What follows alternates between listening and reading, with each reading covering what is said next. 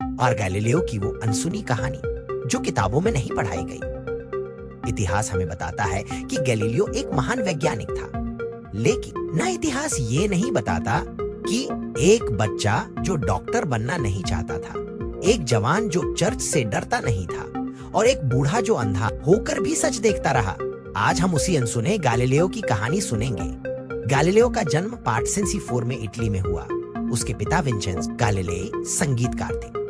एक दिन छोटा गैलीलियो अपने पिता से पूछता है, पापा आवाज दिखती क्यों नहीं लेकिन सुनाई देती है? पिता मुस्कुरा देते हैं क्योंकि उन्हें समझ आ गया था। ये बच्चा सवाल पूछता है और सवाल पूछने वाले बच्चे दुनिया बदल देते हैं। गैलीलियो को डॉक्टर बनाने का सपना उसके पिता ने देखा था, लेकिन गैलीलियो का सपना था चीजों को समझना, मान लेना नहीं।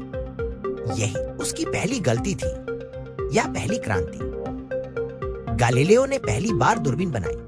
उसने आसमान देखा और जो देखा उससे पूरी दुनिया ही लग गई। उसने कहा, धरती नहीं, सूरज केंद्र में है। आज ये बात हमें नॉर्मल लगती है, लेकिन उस जमाने में ये कहना मतलब था खुदा के बनाए नियमों पर सवाल उठाना। चर्च बोला, तुम गलत हो।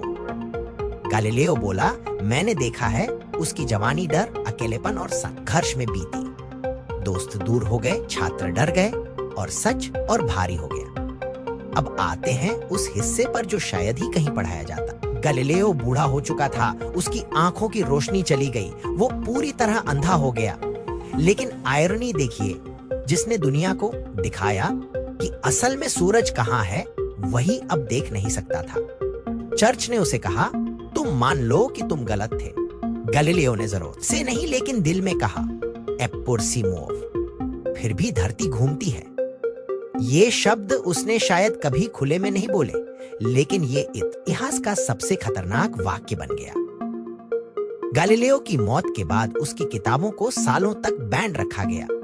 और आयरनी ये है, जिस चर्च ने उसे सजा दी, उसी ने 350 साल बाद माफी मांगी। लेकिन तब तक गैलीलियो इतिहास बन चुका था। गैलीलियो हमें ये सिखाता है कि सच को देखने के लिए आंखें नहीं, हिम्मत चाहिए। और कई बार दुनिया से लड़ने के लिए अंधा होना पड़ता है, लेकिन झुकना नहीं।